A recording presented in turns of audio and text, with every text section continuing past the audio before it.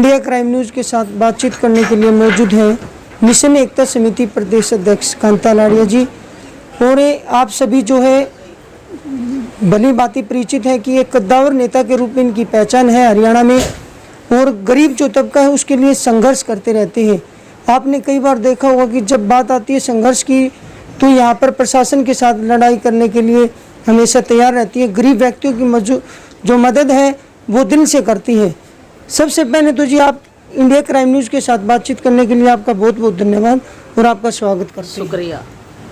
जिस तरह से आपने लगातार पिछले 20 वर्ष से आप लगातार जो है समाज के लिए कार्य कर रहे हैं, क्या मोटिव है? 20 वर्ष से नहीं जी, मैं 35 वर्षों से समाज के बीच में काम कर रही हूँ जी। और मोटिव मेरा एक ही है जी कि हमारे मसीहा संविधान निर्माता जी बाबा साहब डॉक्टर B.R. अम्बेडकर जी की जो लड़ाई थी, जो सपना था जी, जो संविधान लिखा गया हमारे लिए जी, संविधान में जो हक वो हमें दे के गए इस देश के बाशिंदों को, जी, गरीब तबके को, चाहे वो किसान हो, मजदूर हो, पिछड़ा हो, महिला हो, जी, लाचार हो, मजबूर हो, जी, उन सब के लिए जो कानून में अधिकार दिया है जी, वो अधिकार हमारे गरीब तबके तक कैसे पहुँचे, जी, ये मेरा मोटिव हमेशा रहा है जी। जी। अब तक की जो गवर्नमेंट पॉलिसी है, जो कानून है, उनमें कहीं ना कहीं जो गरीब व्यक्ति हैं वो पिछड़ जाते हैं। कई बार ऐसा होता है कि वो अनएजुकेटेड होते हैं, उनको अपने राइट नहीं पता होता है। ऐसी कौन कौन सी पॉलिसी हैं जिनके आधार पर आपको उनको अंडरस्टैंड करवा सकते हैं कि ये आपका राइट बनता है? देखिए, 1947 में हमारा देश आज़ाद हुआ जी, उस समय हमारे देश की जो जनसंख्या थी 32 करोड़ थी जी। आज हमें 125 करोड़ से ऊपर जा चुके हैं जी, जी, और सरकार जिसकी भी रही है आज तक हमारे देश में, जी, जितनी भी सरकारें बनी हैं, जी, चुनाव से पहले किसी का भी आप घोषणा पत्र उठाएंगे, जी, सबके घोषणा पत्र में एक चीज़ आपको जरूर मिलेगी कि गरीबी को खत्म करेंगे। जी, और गरीबी में सब कुछ आ जाता है, सभी जाति धर्म आ जाते हैं। जी, लेकिन हमारा दुर्भाग्य है इस देश के लोगों का, गरीबों का, जी, कि गरीबी खत्म करने की बजाय गरीबों को खत्म किया गया है। जी, जैसे आपने पॉलिसी पूछी है, जी, सारे देश में कोई किसी भी जाति धर्म का कोई भी आदमी हो, जी, जी, संविधान के अंदर मौलिक अधिकार दिए गए हैं। जी, मौलिक अधिकार क्या होते हैं?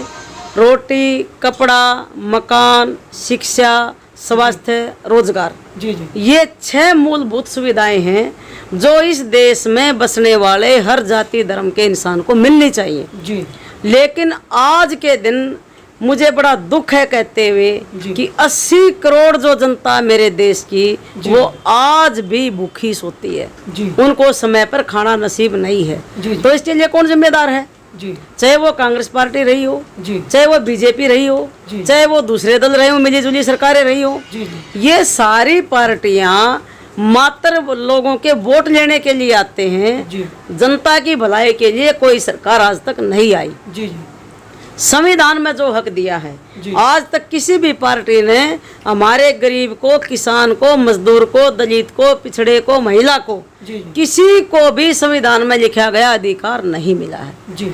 और सही शब्दों में अगर कहें तो संविधान हमारे देश में आज तक भी लागू नहीं है। जी, जी।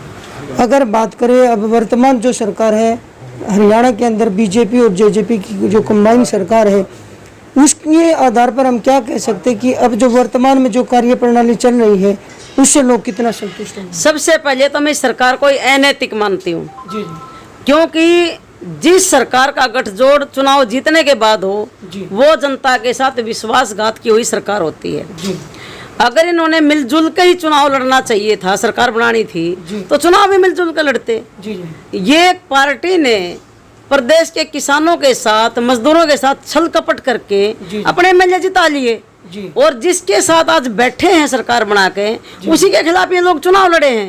तो दोनों के दोनों अनैतिक हैं और ये सरकार ही अनैतिक है। जनता को इन्होंने छलाया है, इनके साथ कपट किया जनता के साथ। तो मैं तो इस सरकार को मानती ही नहीं हूँ। और ये सरकार किसी भी अपने वायदे के ऊपर खरी नहीं उतरी है। चाहे वो बिजली का वायदा हो, चाहे पानी का वायदा हो, चाहे रोजगार का वायदा हो, चाहे किसान की फसल का वायदा हो, चाहे बहन बेटियों की सुरक्षा का वायदा हो, महिलाओं के सशक्तिकरण का वायदा हो, बेटी बचाओ बेटी पढ़ाओ का वायदा हो, सारे के सारे 0/0 हैं। ये हरियाणा प्रदेश की हालात है। अभी जब परिणाम आए बोर्ड के तो उसमें 10वीं कक्षा की जो छात्रा थी बैसी गांव की, वो एक दलित परिवार से थी। उसमें हमारे जो बलराज कुंडू जी है वो उसके घर गए, वो निर्दलीय है, अब किसी पार्टी में नहीं है। क्या सरकार का भी नैतिक फर्ज नहीं बनता था कि उस लड़की को मोटिवेशनल करके उसको आगे स्तर पर पहुंचाया जाए? देखिए, सरकार नाम की तो जब कोई चीज है ही नहीं प्रदेश में, जी। कानून का राज तो खत्म हो चुका है। हरियाणा प्रदेश तो गुंडा राज की चपेट में है। यहाँ गुंडों की चपेट में सरकार है। जो सरकार जिसके भरोसे चलती है, कानून के भरोसे, पुलिस के भरोसे, वो पुलिस ही सिस्टम खत्म हो चुका है इस प्रदेश में। और रही बात बेटे के हौसला बढ़ाने की, ये टोटली राजनीति और कुछ नहीं है। वोट लेने की एक चाल है।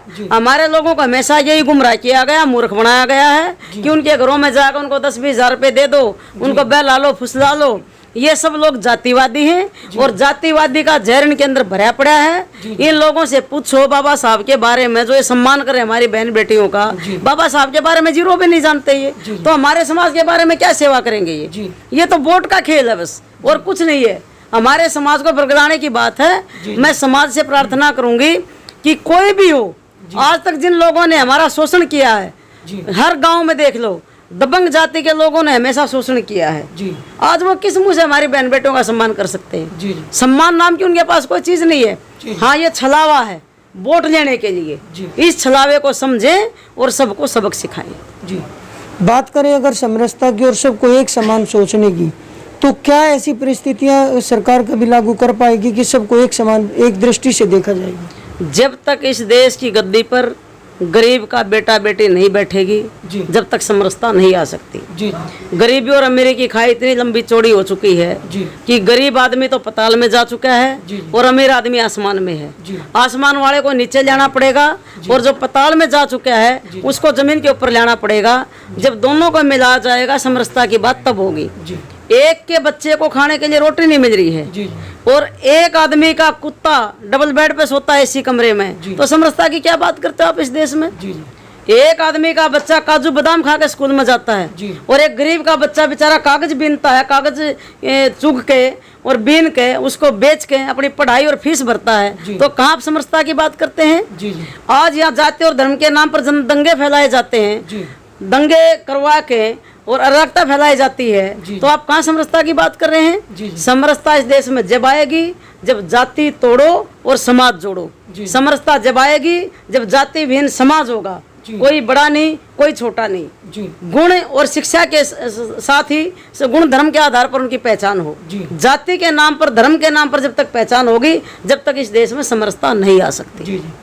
तो ये थी हरियाणा प्रदेश की कद्दावर नेता कांता लाड़िया जी, जिन्होंने बिल्कुल साफ स्पष्ट तौर पर बताया कि किस प्रकार समाज को ऊपर ले जाया जा सकता है। इंडिया क्राइम न्यूज़ के साथ कैमरामैन सुनील पांचाल के साथ रमेश मलिक। जय हिंद, जय Bharat. Thank you. India crime news, जुल्म के खिलाफ जंग। आप देख रहे हैं इंडिया क्राइम न्यूज, देश का अपना हिंदी न्यूज चैनल।